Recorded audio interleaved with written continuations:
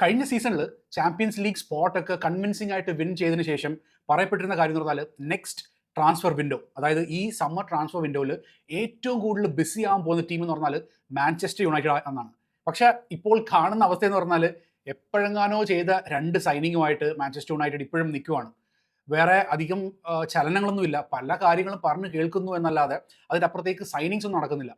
Santos വന്നു, പിന്നെ ടീലമെൻസ് വന്നു. അപ്പം ഈ 2 സൈനിങ് നമ്മൾ ഉറപ്പായിട്ടുള്ള ഒരു സൈനിങ് ആണ്. ബിക്കോസ് ലൈക്ക് മിഡ്ഫീൽഡിലേക്ക് ആൾക്കാരെ വേണം എന്നുള്ളത്.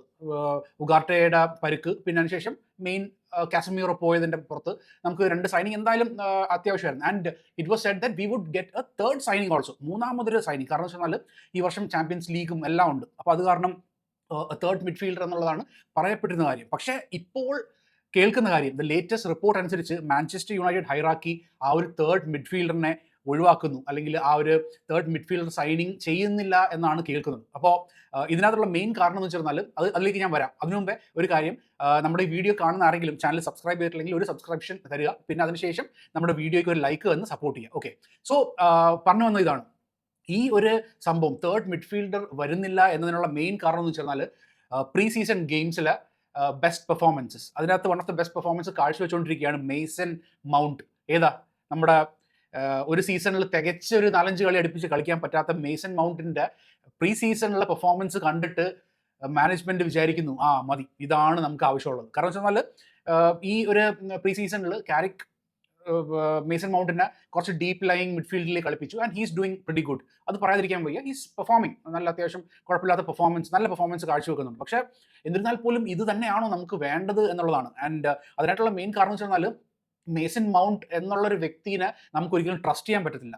Not for the performance side, പക്ഷേ പരിക്കിൻ്റെ കാര്യം കൊണ്ട്. കാരണം തികച്ച് അടുപ്പിച്ച് കുറച്ച് 4-5 ഗെയിംസ് അടുപ്പിച്ച് കളിക്കാൻ പറ്റാത്തുള്ള ഒരു പ്ലെയർ, ഒരു സീസണിൽ തന്നെ പല പ്രാവശ്യം പരിക്കുപറ്റി പോകുന്നു. ഒരു കണ്ടിന്യൂറ്റി ഇല്ലാത്തൊരു പ്ലെയറിനെ ആശ്രയിച്ചിട്ട് നമ്മൾ ആ തേർഡ് മിഡ്ഫീൽഡർ പൊസിഷൻ വേണ്ട എന്ന് വെക്കുകയാണെങ്കിൽ അത് ഒരു ആന മണ്ടത്തരം ആകും എന്നാണ് എനിക്ക് തോന്നുന്നത്. കാരണം നമുക്കറിയാം ഇതിൻ്റെ ഇടയ്ക്ക് വെച്ചിട്ട് വേറൊരു പ്ലെയറിനും കൂടെ ഒന്ന് പരിക്ക് പറ്റിയെന്ന് വിചാരിച്ചു. സോ ഫോർ എക്സാമ്പിൾ എന്താ പറയുക, മെയിനുവോ അല്ലെങ്കിൽ പിന്നെ അതിനുശേഷം സാന്റോസ് അല്ലെങ്കിൽ നമ്മുടെ എന്താ പറയുക ടീലമെൻസ്, ഇതിനകത്ത് ഏതെങ്കിലും ഒരു പ്ലെയറിന് ഒരു പരിക്കും കൂടെ വന്നു കഴിഞ്ഞാൽ അലോങ് വിത്ത് മേസൺ മൗണ്ട്, അങ്ങനെ വന്നു കഴിഞ്ഞാൽ പിന്നെ പണി പാളി. നമുക്ക് പ്രത്യേകിച്ച് ഈ ഒരു സീസൺ എന്ന് പറഞ്ഞാൽ വളരെ ക്രൂഷ്യലാണ്. ആഫ്റ്റർ 2 ഇയേഴ്സ് നമ്മൾ ചാമ്പ്യൻസ് ലീഗിലേക്ക് എത്തിയ ഒരു സീസൺ. അപ്പോൾ വി നീഡ് എൻഫോഴ്സ്മെൻറ്റ്സ്, കൂടുതൽ ആൾക്കാർ വേണം. അതും ശക്തിയുള്ളൊരു ടീമിനെ തന്നെയാണ് വേണ്ടത്. അപ്പം പരുക്കെന്നൊക്കെ പറഞ്ഞാൽ നമുക്ക് ഒട്ടും ചിന്തിക്കാൻ പറ്റാത്തൊരു കാര്യം തന്നെയാണ്. അപ്പം ഈ ഒരു കാര്യം നോക്കിക്കഴിഞ്ഞാൽ it would be definitely wrong decision to not go for third midfielder. പക്ഷേ ഇതിനകത്ത് എനിക്ക് തോന്നുന്നൊരു പേഴ്സണൽ ആയിട്ടുള്ളൊരു വ്യൂ ഉണ്ട്. അതിൻ്റെ കാര്യം എന്ന് വെച്ച് പറഞ്ഞാൽ ഐ ലൈക്ക് ദ വേ നമ്മുടെ മാനേജ്മെൻറ്റ് ഇനിയോസ് ഈ ഒരു ട്രാൻസ്ഫർ സ്ട്രാറ്റജി കൊണ്ടുപോകുന്നത്. ഓക്കെ, അപ്പോൾ പല ആൾക്കാർക്കും വ്യത്യസ്തമായിട്ടുള്ളൊരു ഒരു കാഴ്ചപ്പാടുണ്ടാകും. എല്ലാവരും പറഞ്ഞു വെച്ചാൽ അവർ ആൾക്കാരെ എടുക്കുന്നില്ല, അല്ലെങ്കിൽ എന്താ പറയുക, വേണ്ടുന്ന ഇഷ്ടപ്പെട്ടുള്ള പ്ലേയേഴ്സ് നമുക്ക് കുറേ ആൾക്കാരെ നമ്മൾ നോക്കി വെച്ചിട്ടുണ്ടായിരുന്നു, മാനേജ്മെൻറ്റ് നോക്കി വെച്ചിരുന്നു പറയപ്പെട്ടിരുന്നു. പക്ഷേ എന്നിരുന്നാലും എലിയട്ട് ആൻഡേഴ്സൺ, മത്തിയോസ് ഫെർണാണ്ടസ്, ചുവമിനി, ടൊണാലി, ഇതേപോലത്തുള്ള പ്ലെയേഴ്സിൻ്റെ കാര്യങ്ങളൊക്കെയാണ് എല്ലാവരും ഒരു മാർക്കി സൈനിങ് പോലെ കണ്ടിരുന്നത്. പക്ഷേ ഇവർ ആരെയും ഒന്നും എടുക്കുന്നില്ല. അതിന് പകരം നമ്മൾ എടുത്തെന്ന് പറഞ്ഞാൽ Andre Santos four 50 million from Chelsea, പിന്നെ അതിനുശേഷം ടീലമെൻസിനെ കൊണ്ടുവന്നൊരു 35 മില്യൺ കൊണ്ടുവന്നു. അപ്പം ഇതൊന്നും നമ്മുടെ പ്രയോറിറ്റി സൈനിങ് ആയിരുന്നില്ല. പക്ഷേ മാനേജ്മെൻറ്റ് ചെയ്തെന്ന് പറഞ്ഞാൽ ഷ്രൂഡ് ബിസിനസ് ആണ്. ഇതിനകത്ത് എന്നോട് ചോദിച്ചു കഴിഞ്ഞാൽ എലിയട്ട് ആൻഡേഴ്സൺ 116 മില്യൺ ഉണ്ടോ എന്ന് ചോദിച്ചു കഴിഞ്ഞാൽ ഡെഫിനറ്റ്ലി നോട്ട്. പിന്നെ എന്താ പറയുക, മത്തിയോസ് ഫെർണാണ്ടസിന് 80 മില്യൺ ഉണ്ടോ എന്ന് ചോദിച്ചു പറഞ്ഞാൽ ഡെഫിനറ്റ്ലി നോട്ട്. പിന്നെ അതിനുശേഷം ടൊണാലിയൊക്കെ ആണെങ്കിൽ 100 മില്യൺ, ഇതെന്ന് പറഞ്ഞാൽ അത്രയും ഇല്ല. ഈ ടൊണാലിയൊക്കെ ആണെങ്കിൽ പോലും ഒരു 80 മില്യൺ പ്ലെയർ അങ്ങനെയൊക്കെ കാണാൻ പറ്റത്തുള്ളൂ. ആൻഡ് മത്തിയോസ് ഫെർണാണ്ടസ് ആണെങ്കിൽ ഒരു 50 to 60 മില്യൻ്റെ അകത്ത് ഇരിക്കുന്ന പ്ലെയറാണ്. അപ്പോൾ ഇവരെ ആണ് മറ്റുള്ള ടീംസ് ഇത്രയും വലിയ എമൗണ്ട് കൊടുത്തിട്ട് പോയി വാങ്ങിച്ചിട്ടുള്ളത്. സോ ഈ ഒരു ഡിസിഷൻ ആക്ച്വലി ഞാൻ ഫേവർ ചെയ്യുന്നതാണ്. ഇങ്ങനത്തെ വില കൂട്ടി ആൾക്കാർ വിൽക്കാൻ ശ്രമിക്കും. അപ്പം അങ്ങനെ ശ്രമിക്കുമ്പോൾ നമ്മൾ അങ്ങനത്തെ പ്ലെയേഴ്സിനെ വാങ്ങിക്കണമെന്ന് ഒരു നിർബന്ധമില്ല. We can have other players അത്യാവശ്യം കുഴപ്പമില്ലാതെ കളിക്കുകയും ടീമിന് വേണ്ടിയിട്ട് എന്താ പറയുക, മറ്റ് പ്ലെയേഴ്സിനെ പോലെ, ഈ പറയുന്ന പ്ലെയേഴ്സിനെ പോലത്തുള്ള പെർഫോമൻസും ഒക്കെ കാഴ്ചവെക്കുന്ന വേറെയും പ്ലെയേഴ്സ് ഉണ്ട്. ഈ പ്ലെയേഴ്സൊക്കെ എങ്ങനെയാണ് വന്നത്?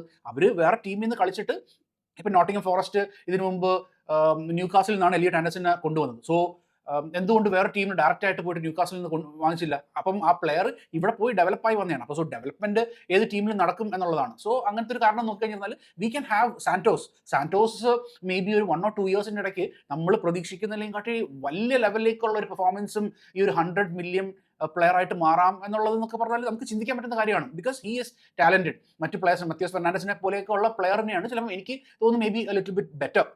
കാരണം സാന്റോസ് എന്ന് പറഞ്ഞാൽ ബ്രസീൽ നാഷണൽ ടീമിൻ്റെയൊക്കെ അണ്ടർ 15-18 ലെവലിലൊക്കെ ആണെങ്കിലും ഒക്കെ ക്യാപ്റ്റനൊക്കെ ആയിരുന്നു. ആൻഡ് ലീഡർഷിപ്പ് ക്വാളിറ്റീസ്, പിന്നെ അത്യാവശ്യം നമ്മൾ ഇപ്പം പ്രീ സീസണിൽ കാണുന്നുള്ള പെർഫോമൻസ് ഒക്കെ നോക്കിക്കഴിഞ്ഞാൽ ഹീസ് ഡൂയിങ് പ്രിറ്റി ഗുഡ് അല്ലേ. അപ്പോൾ അങ്ങനെയൊക്കെ വെച്ച് നോക്കിക്കഴിഞ്ഞാൽ ഈ ചെറിയ പൈസയ്ക്ക് പ്ലേയേഴ്സിനെ കൊണ്ടുവന്നിട്ട് അവരെ ഡെവലപ്പ് ആക്കി എടുക്കുക എന്നൊക്കെ പറഞ്ഞാൽ that is also A good thing. വെറുതെ അനാവശ്യമായിട്ടുള്ള പൈസ ചിലവാക്കിയിട്ട് ഇവരുടെ വേജസ് എന്നൊക്കെ പറഞ്ഞാൽ ഇവന് തന്നെ 230 മില്യൺ അങ്ങോട്ടേ കൊടുത്തു. 250 മില്യൺ ആണ് മത്യാസ് ഫെർണാണ്ടസിന്റെ എമൗണ്ട്. ടൊണാലിക്ക് 280 മില്യൺ, മില്യന്റെ കണക്കല്ല, 280,000 പെർ വീക്ക് ഇതാണ് എമൗണ്ട്. അപ്പോൾ നമ്മുടെ വേജ് സ്ട്രക്ചർ നമ്മളിപ്പോൾ ഒരുവിധം തിരിച്ച് പിടിച്ചുകൊണ്ട് വന്നിരിക്കുകയാണ്. ആർക്കും ഒരു 200 എബവ് കൊടുക്കാത്തൊരു ലെവലിൽ ബെസ്റ്റ് പ്ലെയേഴ്സിനൊക്കെ 180-190 ആ ലെവലിലാണ് ഇപ്പം മത്യാസ് കുഞ്ഞയ്ക്കും എംബൂമയ്ക്കും കിട്ടിക്കൊണ്ടിരിക്കുന്ന എമൗണ്ട് അതാണ്. അപ്പോൾ നമുക്കൊരു വേജ് സ്ട്രക്ചർ ബ്രേക്ക് ചെയ്യാനായിട്ട് ശ്രമിക്കുന്നില്ല.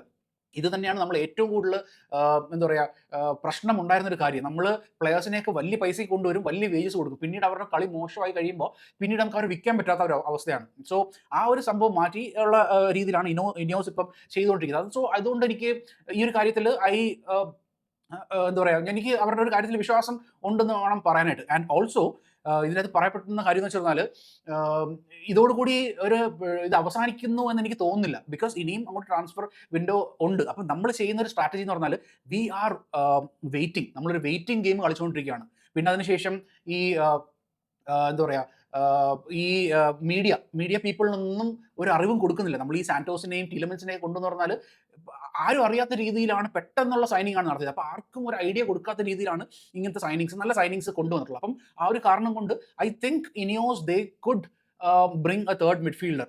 ചിലപ്പം സീസൺ ടുവേർഡ്സ് ദി എൻഡ് ആകുന്ന സമയത്ത് ഒരു മിഡ്ഫീൽഡറിനെ കൂടെ കൊണ്ടുവരാനായിട്ടുള്ള ഒരു സാധ്യത ഞാൻ കാണുന്നുണ്ട്. ആൻഡ് ചുവമിനി നമ്മൾ എല്ലാവരും ആഗ്രഹിച്ചിരുന്ന ഒരു പ്ലെയറാണ്, ഒരു മാർക്കി സൈനിങ് എന്നുള്ളത്. പക്ഷേ ഇപ്പോഴത്തെ അവസ്ഥ എന്ന് പറഞ്ഞാൽ റോഡ്രി മാഞ്ചസ്റ്റർ സിറ്റിയിൽ നിന്ന് റിയൽ മാഡ്രിഡിലോട്ട് പോകുമെന്ന് പറയപ്പെട്ടിരുന്നു. അങ്ങനെ ആ ഒരു പൊസിഷനിൽ അങ്ങനെ പോയി കഴിഞ്ഞിരുന്നാലാണ് നമുക്ക് ഇവിടെ ചുവമിനിനെ കിട്ടുന്നത്. പക്ഷേ ഇപ്പം റോഡ്രി ബാർസലോണയിട്ട് പോകുന്ന ഒരു അവസ്ഥയാണ്. അപ്പം എന്തായാലും ചുവമിനിനെയൊക്കെ വിൽക്കാനായിട്ടുള്ള ഇത് കുറഞ്ഞിരിക്കുകയാണ്. So they will not sell the player. അപ്പം അങ്ങനത്തെ ഒരു അവസ്ഥയിൽ നമുക്ക് എന്തായാലും ചുവമിനിയും കൂടെ ഇനി വരത്തില്ല എന്നുള്ളതാണ്. ഇനി അങ്ങോട്ടേക്ക് ഒരു മാർക്കിയല്ല, എന്നാലും ഒരു ബെറ്റർ സൈനിങ് എന്ന് പറഞ്ഞാൽ ഇപ്പം മനു കോണെ, റോമോയുടെ പ്ലെയർ. അപ്പം നമുക്ക് അതും ഒരു ഓപ്ഷൻ ആയിരുന്നു. പക്ഷേ അതും എനിക്ക് തോന്നുന്നു like we are having A waiting game. കുറച്ചൊന്ന് ഇതായിട്ട് നിൽക്കുവാണ്. ആർക്കും ഒരു ഐഡിയ കൊടുക്കാത്ത രീതിയിലുള്ള ഒരു കൈൻഡ് ഓഫ് ട്രാൻസ്ഫർ സ്ട്രാറ്റജി തന്നെയാണ് നമ്മുടെ മാനേജ്മെന്റ് ഇവിടെ ചെയ്യുന്നത്. സോ ഈ ഒരു കാര്യത്തിൽ ഐ ട്രസ്റ്റ് ദം. കാരണം എന്ന് വെച്ചാൽ കഴിഞ്ഞ സീസണിൽ കൊണ്ടുവന്ന പ്ലെയേഴ്സൊക്കെ അത്യാവശ്യം എല്ലാവരും നല്ല പെർഫോമൻസ് കാഴ്ചവെച്ചു. ആൻഡ് ഈ സീസണിൽ ഇപ്പം 2 പ്ലെയേഴ്സിനെ കൊണ്ടുവന്നു. And I am very happy with the players. അപ്പം ഇനി അങ്ങോട്ടേക്ക് ലെഫ്റ്റ് ബാക്ക് വേണം. ലൂക്ക് ഷോനെ കൊണ്ടൊന്നും കൂട്ടിയാൽ കൂടത്തില്ല ഈ ഒരു സീസൺ കംപ്ലീറ്റ് ചെയ്യാൻ വേണ്ടിയിട്ട്. അപ്പോൾ നല്ല പെർഫോമൻസ് കാഴ്ചവെക്കുന്ന ഒരു യങ് പ്ലെയറിന് ലൂയിസ് ഹോൾ മിക്കവാറും വരത്തില്ല എന്നാണ് കേൾക്കുന്നത്. ബിക്കോസ് എഡി ഹൗ പോയി. അപ്പോൾ എഡി ഹൗ ആയിട്ട് ഉള്ള ഒരു പ്രശ്നത്തിന്റെ പുറത്താണ് he wanted to leave the club. അപ്പോൾ എഡി ഹൗ പോയി കഴിഞ്ഞപ്പം he is happy to stay back. അപ്പോൾ അങ്ങനത്തെ ഒരു അവസ്ഥയാണ്. സോ വി നീഡ് പിന്നെ ഒരു സ്ട്രൈക്കർ, ബാക്കപ്പ് സ്ട്രൈക്കർ ഒക്കെ ആവശ്യമാണ്. അപ്പം I think like we are still there. നമ്മൾ ആൾക്കാർക്ക് മീഡിയ പേഴ്സണൊന്നും അങ്ങനെ അധികം ഇൻഫർമേഷൻ കൊടുക്കാതെ ഇങ്ങനെ ഇരുട്ടിൽ നിന്ന് കളിക്കുന്ന ഒരു ഇതാണ്. മറ്റ് ക്ലബ്ബുകളൊക്കെ വലിയ രീതിയിൽ വോക്കലായിട്ട് ഞാൻ ഇവിടെ നോക്കുന്നു മറ്റേ നോക്കുന്നു എന്നൊക്കെ പറഞ്ഞ് സൈനിങ് നടത്തുന്നത് മീഡിയയ്ക്ക് ആൾക്കാർ എല്ലാവർക്കും അറിയാം. യുണൈറ്റഡ് പക്ഷേ അതല്ല ചെയ്യുന്നത്. സൈലന്റ് ആയിട്ട് നിന്ന് കളി നടത്താനായിട്ടാണ് അവർ ശ്രമിക്കുന്നത്. So I think that is A good strategy. ഈ ഒരു സീസൺ ഈ ഒരു ട്രാൻസ്ഫർ വിൻഡോ അവസാനിക്കുന്ന ടൈമിനുള്ളിൽ എനിക്ക് തോന്നുന്നു ഒരു 2-3 സൈനിങ് കൂടെ ഉറപ്പായിട്ടും വരും എന്നുള്ളൊരു പ്രതീക്ഷയാണ്. ആൻഡ് ഐ ഹോപ്പ് സോ അത് നടക്കുമെന്ന് തന്നെ ഞാൻ വിശ്വസിക്കുകയും ചെയ്യുന്നു. സോ ഇതാണ് ഇപ്പോഴത്തെ ഒരു അവസ്ഥ. സോ തേർഡ് മിഡ്ഫീൽഡറിൻ്റെ ഒരു കാര്യത്തിൽ I think we will bring A person. ഇല്ലെങ്കിൽ സ്വാഹ എന്ന് പറയാനേ ഇപ്പം പറ്റത്തുള്ളൂ. നമ്മുടെ സീസൺ തന്നെ ഗോവിന്ദയായി പോകാനായിട്ടുള്ളൊരു സാധ്യതയുണ്ട്. കാരണം നമുക്ക് ഇത്രയധികം ഗെയിംസ് ഉണ്ട്. പ്രത്യേകിച്ച് ചാമ്പ്യൻസ് ലീഗ് കൂടെയൊക്കെ ആകുമ്പോൾ പ്ലേയേഴ്സൊക്കെ അത്യാവശ്യം നല്ല രീതിയിൽ ടയർഡ് ആകാനായിട്ടുള്ളതുണ്ട്. So we need proper bench strength. നല്ല സ്ട്രെങ്ത് ഉള്ള ഒരു ബെഞ്ചും കൂടെ ഉണ്ടെങ്കിൽ മാത്രമേ ഇതിനകത്തുള്ള ബിഗ് ടീംസിനെതിരെ നമുക്ക് പിടിച്ചു നിൽക്കാൻ പറ്റത്തുള്ളൂ. So I hope the management brings proper reinforcements in to the team. Okay, so ഇതാണ് നമ്മുടെ ഒരു ആഗ്രഹവും കാര്യങ്ങളൊക്കെ. സോ എന്താണ് നിങ്ങളുടെ അഭിപ്രായം? What do you think?